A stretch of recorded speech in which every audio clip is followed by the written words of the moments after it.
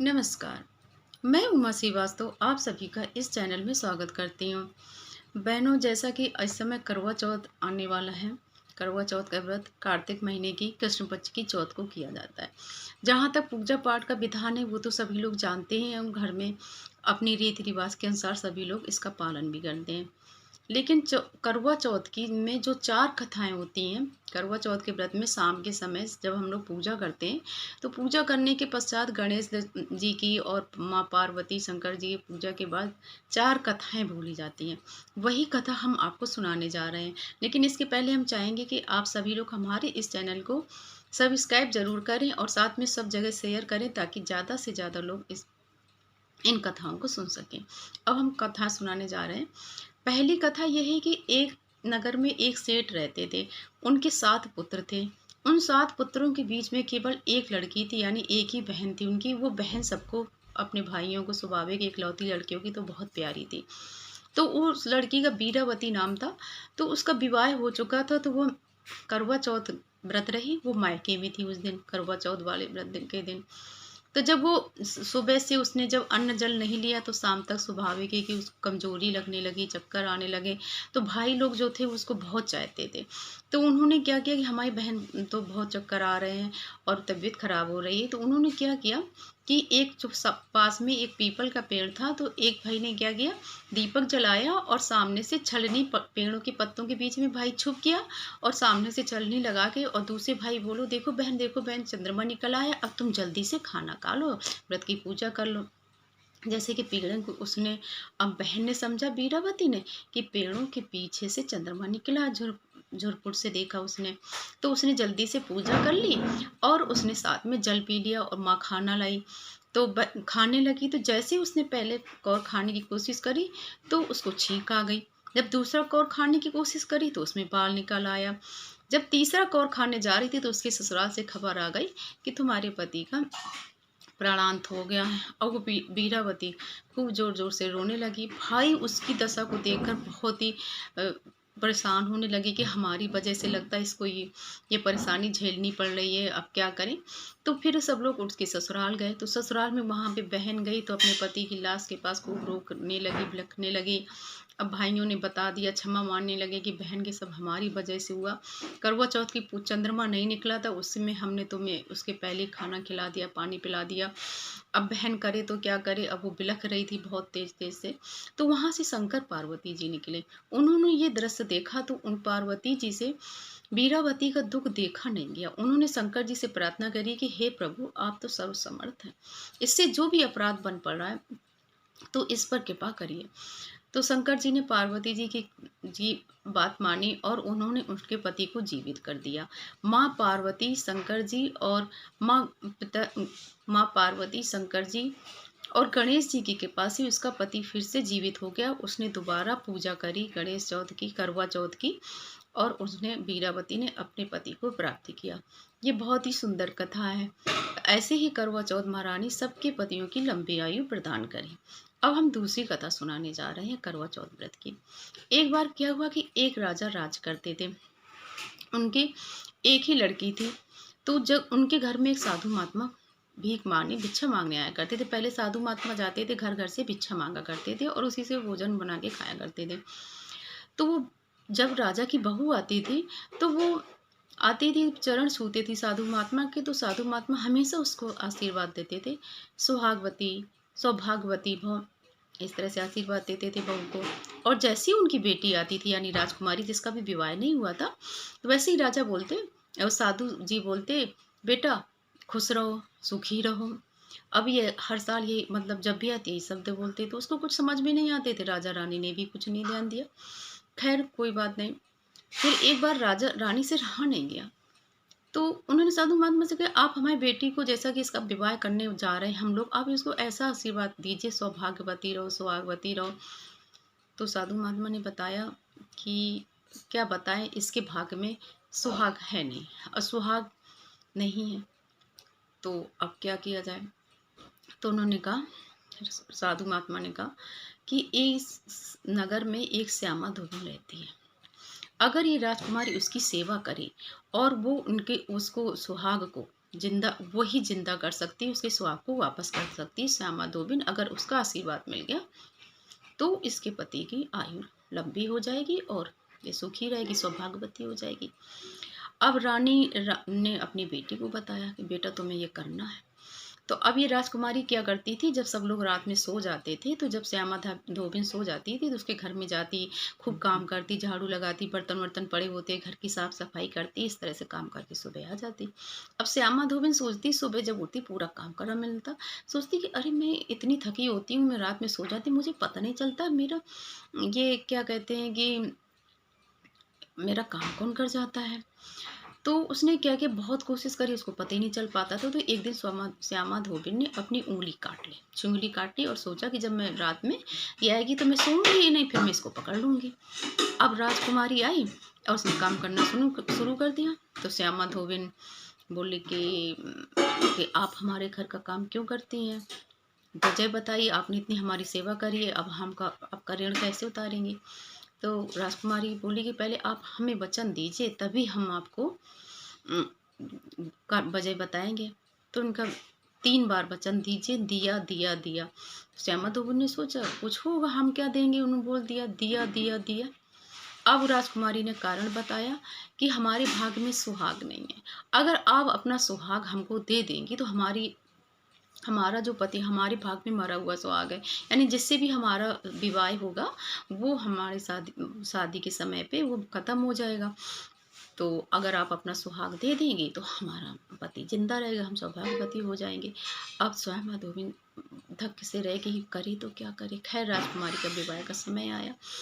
तो अब श्यामा धोबिन जब गई तो गई, उसने क्या किया कि राजकुमारी अब सुहाग लेने के लिए देने के लिए श्यामा धोबिन को बुलाया गया। श्यामा धोबिन आई। श्यामा धोबिन जो फिर उसने क्या किया कि श्यामा धोबिन लाल चुनरी उड़ी थी, राजकुमारी काली चुनरी। जो श्यामा धोबिन इसको श्रृंगार देती जाती थी तो राजकुमारी की काली जो चुनरी थी वो लाल होती जा रही थी और श्यामा धोबिन की जो लाल चुनरी थी वो काली हो रही थी और राजकुमारी की काली चुनरी लाल होती जा रही थी। कुछ नहीं, श्यामा धोबिन सुहाग देख के चली आई, यानी कि राजकुमारी का जिसके साथ विवाह हुआ उनकी मृत्यु नहीं, उनकी लंबी आयु हो गई। अब श्यामा धोबिन बड़े दुखी मन से अपने घर में आई तो उसने देखा कि उनके पति की मृत्यु हो चुकी है और मरे मतलब मुर्दा शरीर पड़ा हुआ है। लेकिन श्यामा धोबिन निराश नहीं हुई। उसने करवा चौथ का व्रत था, उस दिन उसने करवा चौथ का व्रत रखा, पूजा पाठ करी और जब शाम हुई तो उसका पति अपने आप जिंदा होकर बैठ गया। तो सब लोग उन्होंने ये है करवा चौथ के व्रत की महिमा, क्योंकि श्यामा धोबिन ने परोपकार किया और दूसरे माँ गौरी, पिता शंकर और गणेश जी की कृपा से उसको सुहाग वापस मिला। ये दूसरे नंबर की कथा हुई। अब तीसरे नंबर की कथा हम सुनाने जा रहे हैं आपको। तीसरे नंबर की कथा यह है करवा चौथ की कि एक राजकुमारी थी और राजा साहब थे। तो राजा साहब को शिकार का बड़ा शौक था, तो शिकार करने अपनी राजकुमारी को लड़के की भांति उन्होंने पालन पोषण भी किया था। तो शिकार खेलने ले जाया करते थे राजकुमारी को, तो राजकुमारी शिकार खेलती जाती थी। तो एक बार राजा जंगल में बहुत दूर पहुंच गए राजकुमारी के साथ। तो वहां पर भी एक जो किला बना था, तो उन्होंने देखा प्यास बहुत लगी राजा साहब को। तो राजा साहब ने कहा राजकुमार ये किला बना महल समझ में आ रहा है, ऐसा करो तुम यहाँ से जाओ, अंदर जाओ, हमें लिए एक लोटा जल ले आओ, खुद ले पियो। तो उन्होंने गेट खटखटाया, बहुत देर धक्का देते रहे, बहुत बड़ा, लेकिन वो महल पुराना सा ऐसा लग रहा था जैसे बरसों से बंद पड़ा हुआ। किसी तरह से धक्का देने से उसका महल का दरवाजा खुल गया। वो अंदर गई तो उसने देखा कि सामने मिट्टी का एक घड़ा रखा हुआ है और लोटा भी रखा हुआ। उसने जल पिया और अपने पिताजी को जल ला के दी। पिताजी ने जल पिया। फिर वो राजकुमारी लोटा रखने गई। राजा साहब बोले जाओ लोटा रखा हुआ अंदर। गई तो वो जैसी लोटा रख के वापस आई तो गेट अपने आप बंद हो गया। गेट बंद क्या हो गया, दरवाजा को एकदम चिपक गया जैसे किसी ने जाम कर दिया।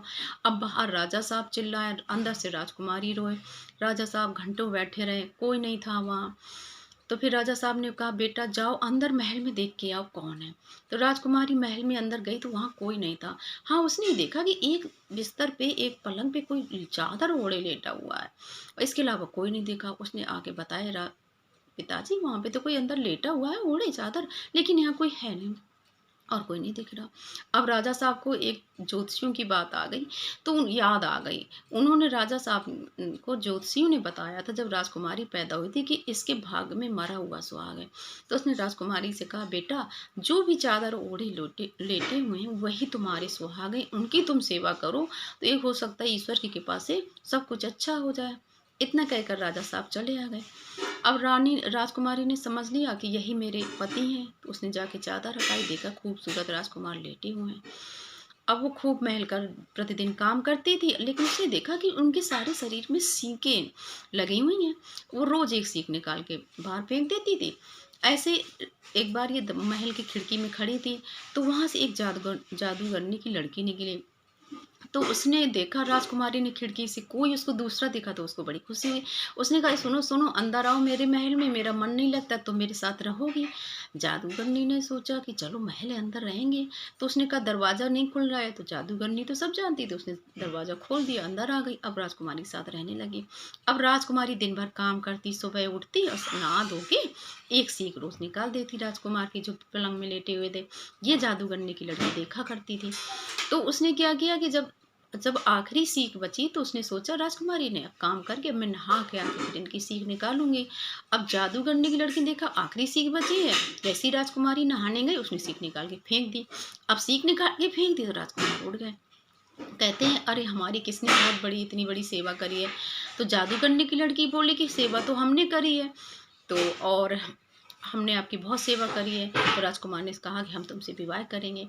विवाह कर लिया। अब ये राजकुमारी ने देखा तो उस धक्के से रह गई कि सेवा करी मैंने, और ये कुछ कह नहीं पाई, बेचारी बहुत सीधी थी, चुपचाप रह गई।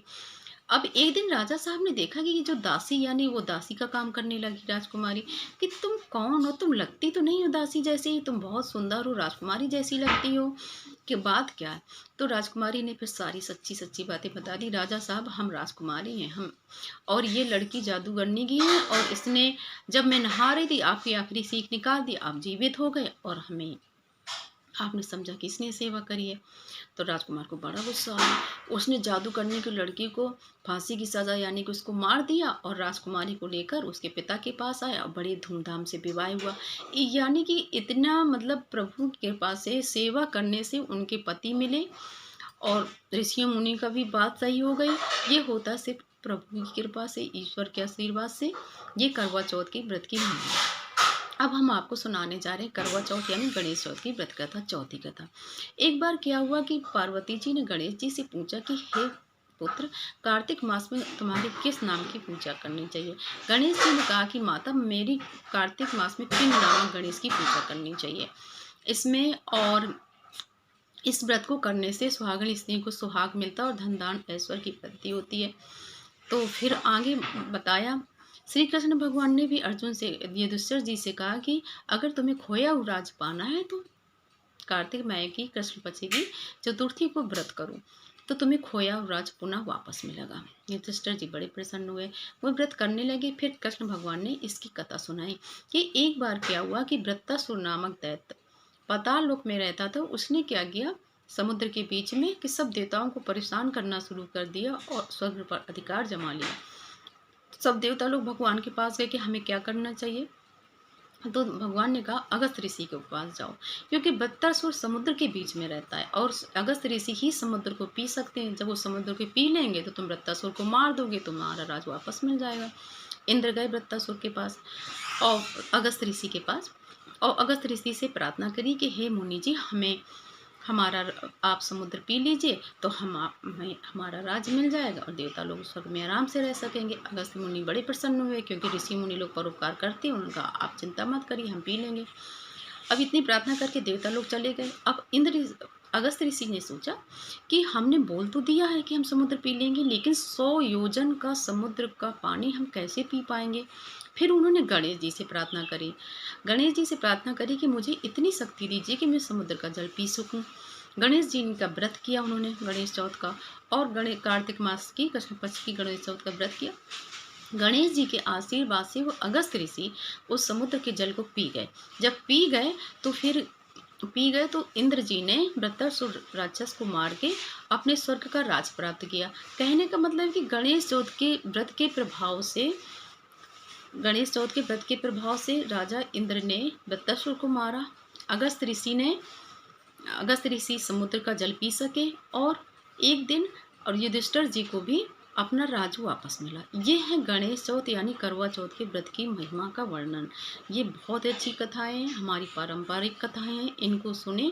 करवा चौथ में पूजन, जैसे कि आप चंदन चावल फूल माला चढ़ाने के बाद पहले के 4 कथाएं सुने, फिर उसके बाद आप आरती करें जय गणेश देवा, और माँ पार्वती शंकर जी से अपने अचल सुहाग के लिए, समृद्धि के लिए, सद्बुद्धि के लिए, घर में पति पत्नी का प्रेम बढ़े, इस तरह का आशीर्वाद मांगिए। तो माँ करवा चौथ जी की कृपा आप पर सभी पर बनी रहे, और गणेश जी की कृपा बनी रहे, पार्वती जी की कृपा बनी रहे। ये हमारी ईश्वर से प्रार्थना है। नमस्कार।